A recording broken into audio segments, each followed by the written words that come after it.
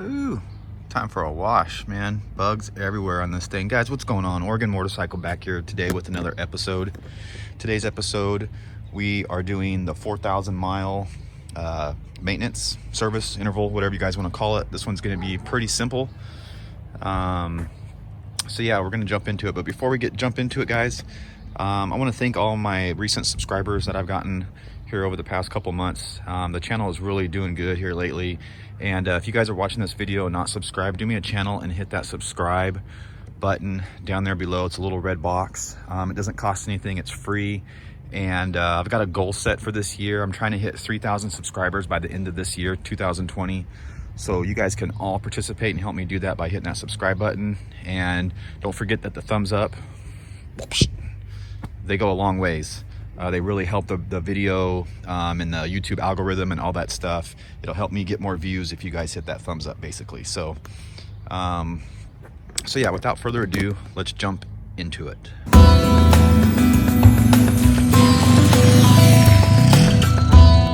So I want to remind you guys right off the bat, because I get comments on this all the time, and a lot of people are under the impression that they are not allowed or cannot perform their own maintenance. Which is not the case. If you guys read your owner's manual, like I'll point out right here, the owner's manual clearly states that you are in fact allowed to do all your own maintenance on your bike, including the valve adjustment, and it will not affect your warranty as long as the maintenance is done correctly and all that good stuff. So have no fear, guys. If you guys are subscribed to my channel, you guys are gonna see all the maintenance done to this bike over the next year, 2 years, however long I have it. I'll be doing all the maintenance myself on this bike and making a video for each and every service interval. So, and in all honesty, guys, it's not that big a deal. The maintenance is really easy. Now the valve adjustment, I think that's at 14 or 16,000 miles. That might be a little more involved, but again, guys, it's nothing that you can't do with your human hands. We're all human. A human being built this. It's not like it came from some alien planet or something, you guys. So it's not that hard. It's just nuts and bolts, like I always say. So there are 4 things in today's service that we're going to look at and do and inspect and clean. So we're going to start off with the really easy things first. And the first thing we're going to do is inspect our brake pads. So if you guys caught my last video, I just posted it today, actually. If you haven't seen it, check it out. It's right here in the top. I mentioned that I had checked my brake pads earlier that morning. So the first step that we're going to do here is to inspect the brake pads. Now, if you guys just look right in here, the rear ones are real easy to inspect.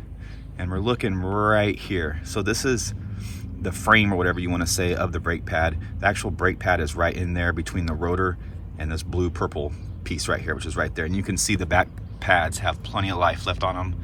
So that inspection is good. Let's check out the front. All right, so the front might be a little harder to see. See if I can get that in there for you guys. You guys can kind of see. Okay, there we go. There's a good view. So it's right in there. I don't know if I'm gonna be able to point to it. So right here, again, you got the outer frame of it, and then you got the actual pad itself. And so I would guess that these are about halfway worn with 4,000 miles on it. Now, I ride a little harder than some, and some ride a little harder than me, but for right now, the time being, these brake pads are okay. Like I said, they look about to be 50% worn or so. And in the future here, maybe in the next, 2, 3, 4,000 miles, I'm gonna replace them with EBC brake pads, which is a little bit higher performance brake pad. Not that the bike needs it. It's just a go-to that everybody likes to use. So, so there you go. First step out of the way is inspect your brake pads. That one's done. So the next step is brake fluid inspection. And I covered this on my first maintenance video. This is something you guys should always glance at regardless, but as you can see right here, the brake fluid is within the limits here.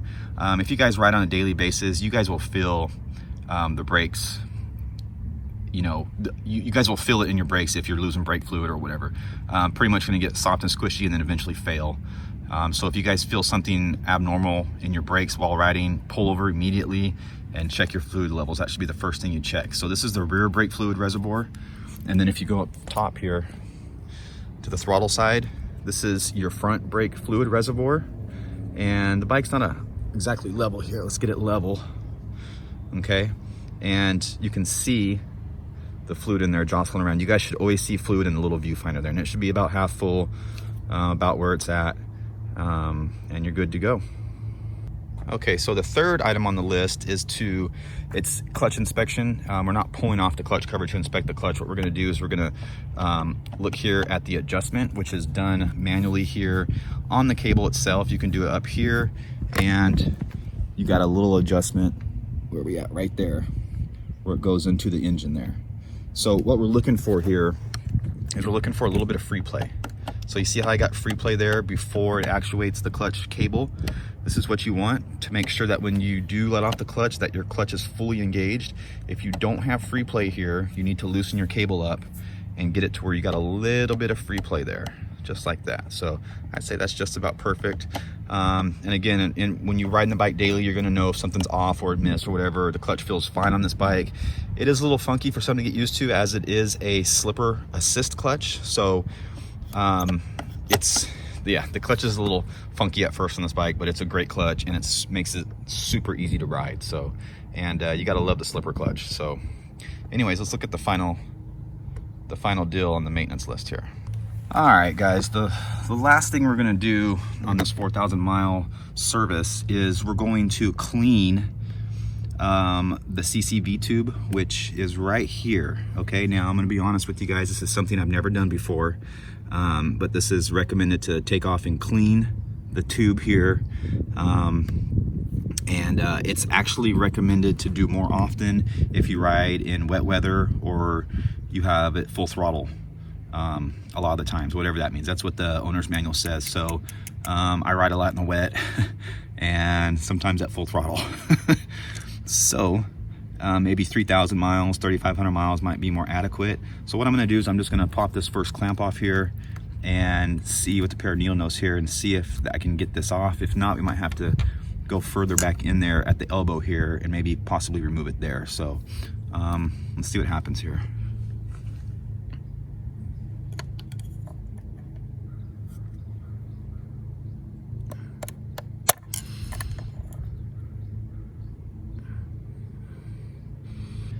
All right, so I just pulled this little cap off here, and I mean, according to the owner's manual, it says just clean the tube. Like there's supposed to be like maybe some oil in there or something, but as you can see, the tube is clean. There's nothing in there. I think this is some kind of catch can maybe. If you guys can comment in the video down below in the comments, let me know what exactly this is. It probably has something to do with California emissions or some shit, I don't know, or the Euro 5 emissions or what have you. So this is basically just a little thing coming off the air cleaner assembly here, and they call it a CCV, which is crankcase ventilation, so which can accumulate oil over time. So as you can see, this tube is clean. You know, they act like in the manual like you need a drip ban or something, so when you pull it off it drips into there, but I would say we're good to go and clean. It's just something maybe you guys can keep an eye on. It's probably why the tube is clear. So if you guys see any oil or any debris sitting in there or anything, go ahead and pop this cap off and get it cleaned out. All right, guys, so I got the cap back on. Everything's all good. This was a really simple maintenance interval. This is another good time to check and clean your chain, which I just did a couple 100 miles ago. Probably do it again when I wash the bike, as the bike's getting pretty dirty here. Another good thing to check all the time, like I told you guys, is your front axle bolts, just clamp bolts here, and the axle bolts and the clamp bolts. Those are all good things to check. Maybe your headset bolts here, any exposed motor bolts. I always like to go over and check. Just a good, you know, overall check of all the bolts and nuts and everything.